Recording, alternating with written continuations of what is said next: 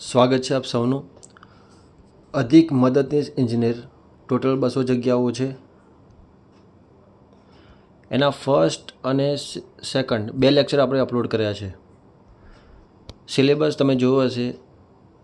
Generating power station, એમાં thermal power plant છે, એને આપણે MCQ સોલ્વ કરાવીશું. 2 લેક્ચર જે છે આપણે એમાં થિયોરી આપણે સમજાવી છે. હવે આપણે ચર્ચા કરીશું MCQની. ચલો સ્ટાર્ટ કરીએ. ક્વેશ્ચન શું કહે છે? What type of boiler are suitable for low maintenance cost, small size અને લો પ્રેશર પ્લાન્ટ? તો કયા પ્રકારનું બોઇલર જે છે એ સુટેબલ છે લો મેન્ટેનન્સ કોસ્ટ માટે? સાઇઝ કેવી હશે? નાની સાઇઝ હશે અને પ્રેશર કેવું હશે? ખૂબ જ ઓછું પ્રેશર હશે. એ પ્લાન્ટમાં યુઝ થાય છે. તો કયા પ્રકારનું બોઇલર હશે? તો યાદ રાખજો, એક તો હશે ફાયર ટ્યુબ બોઇલર છે, પછી સુપર ક્રિટિકલ બોઇલર છે, વોટર ટ્યુબ બોઇલર છે, હાઈ પ્રેશર બોઇલર છે. તો યાદ રાખજો, હંમેશા માટે યાદ રાખજો કે લો પ્રેશર માટે વાત હોય અને લો મેન્ટેનન્સ માટે વાત હોય તો ફાયર ટ્યુબ બોઇલર આવશે. આન્સર તમારો શું આવશે? એ આવશે. ક્લિયર? યાદ રાખજો તમે. અને બીજું જે આવે છે વોટર ટ્યુબ બોઇલર છે. તો વોટર ટ્યુબ બોઇલર જે હશે એમાં હાઈ પ્રેશર હશે, એટલે કે 100 અંદાજિત આપણે કહીએ 100 જેટલું પ્રેશર હશે એમાં, 100 બાર જેટલું પ્રેશર હશે આમાં. ક્લિયર? અને આનું જે કન્સ્ટ્રક્શન હશે એ કેવું હશે? સિમ્પલ હશે. કન્સ્ટ્રક્શન કેવું હશે? સિમ્પલ હશે. કન્સ્ટ્રક્શન કેવું હશે? સિમ્પલ હશે. અને આમાં યાદ રાખજો, જે સ્ટીમ પ્રોડક્શન જે થાય છે, સ્ટીમનું પ્રોડક્શન જે થાય છે આમાં, એ ઘણું હાયર હોય છે, ઘણું હાયર હોય છે. યાદ રાખજો. અને ટ્રાન્સપોર્ટેશનમાં આ બહુ સિમ્પલ હોય છે. ક્લિયર? આ તમે યાદ રાખજો આટલી વસ્તુ.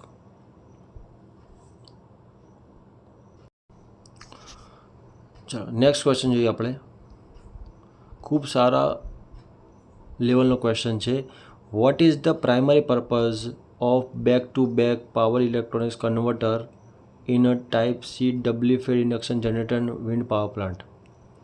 ચલો તો જો શાના માટે આપણે એનો ઉપયોગ કરીએ છીએ? તો mechanical power into electrical power નહીં, આ ના આવે. To control reactive power production નહીં. To regulate wind turbine speed નહીં. Match stator and rotor frequency માટે આ જે યુઝ થાય છે DFIG doubly fed induction generator wind power પ્લાન્ટમાં યુઝ થાય છે. તો શાના માટે આપણે એનો યુઝ કરીશું? તો સ્ટેટર અને રોટરની ફ્રિકવન્સી શું થવી જોઈએ? મેચ થવી જોઈએ. ક્લિયર? નેક્સ્ટ ક્વેશ્ચન જોઈએ આપણે. If the station has a thermal efficiency કેટલા ટકા આપેલી છે? 30%. ઇલેક્ટ્રિકલ 95% આપેલી છે. Find the overall efficiency of the station. કેટલી થશે? ઓવરઓલ એફિશિયન્સી કેટલી થશે? આવો ક્વેશ્ચન પૂછ્યું છે. તો જો સૂત્ર તમને યાદ જ હશે. ઓવરઓલ એફિશિયન્સી એટલે શું થશે? તો ત્રણેય એફિશિયન્સી જે હશે એનો ગુણાકાર કરીશું આપણે. ક્લિયર?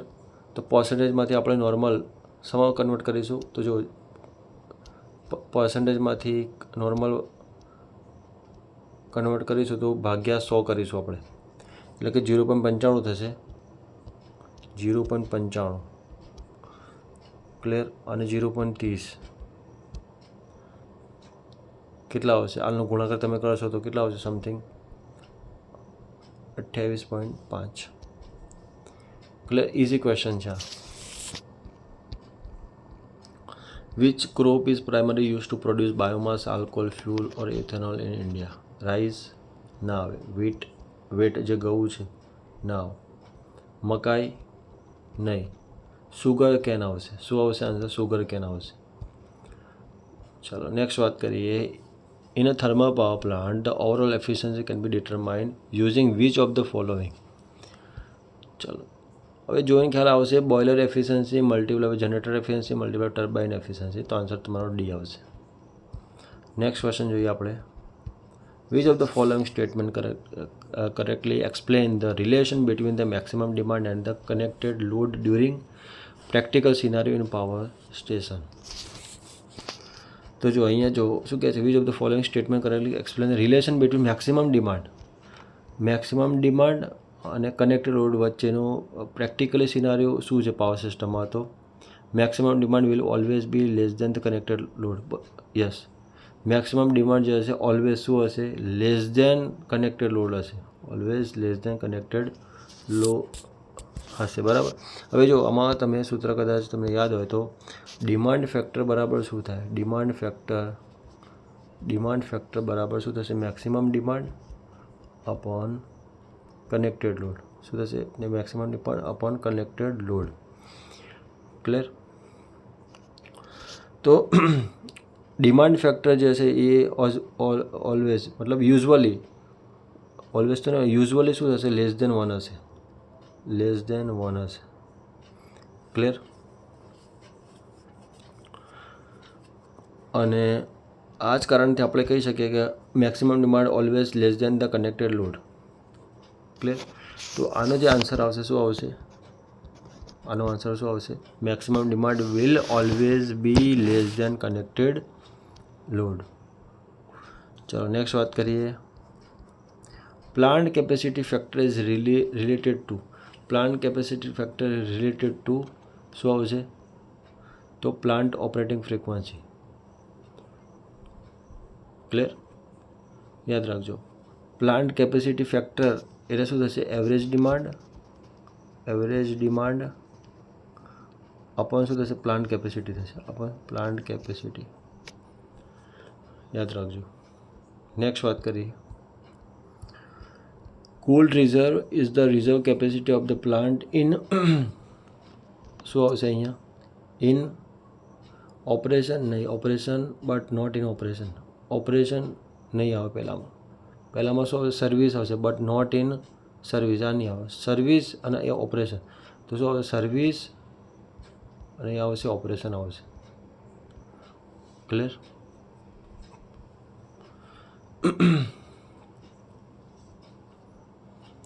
અને કોલ્ડ રિઝર્વની જગ્યાએ સપોઝ હોટ રિઝર્વ આપેલું હોય, આની જગ્યાએ ધારો કે હોટ રિઝર્વ તો અહીંયા નોટ ના આવતું. શું આવતું? Hot reserve is the reserve capacity of the plant in service but in operation. Clear? યાદ રાખજો. ચાલો નવમા નંબરનો ક્વેશ્ચન શું કહે છે? The thermal efficiency of steam power plant is defined as the ratio of heat equivalent of mechanical energy transmitted to the turbine shaft to the heat of combustion coal. તો answer તમારો શું આવશે? એ આવશે. Clear? સૂત્ર આ જે છે એક ઇક્વેશન જ છે, તમારે યાદ રાખવાનું છે. એવરેજ ડિમાન્ડ આપેલી છે 55 મેગાવોટ.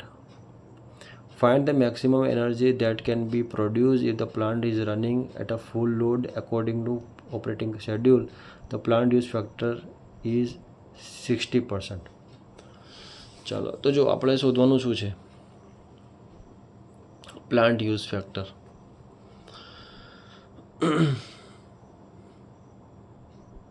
આપેલો છે પ્લાન્ટ યુઝ ફેક્ટર આપેલો છે 60%. ક્લિયર? તો આપણે અહીંયા maximum energy produce in a day કેટલી થશે એ શોધવાનું છે. ચાલો આ ક્વેશ્ચનમાં તમને પ્લાન્ટ યુઝ ફેક્ટર એટલે પ્લાન્ટ યુઝ ફેક્ટરનું સૂત્ર શું થાય? પ્લાન્ટ યુઝ ફેક્ટરનું સૂત્ર શું થાય? તો એવરેજ ડિમાન્ડ અપન પ્લાન્ટ કેપેસિટી થાય.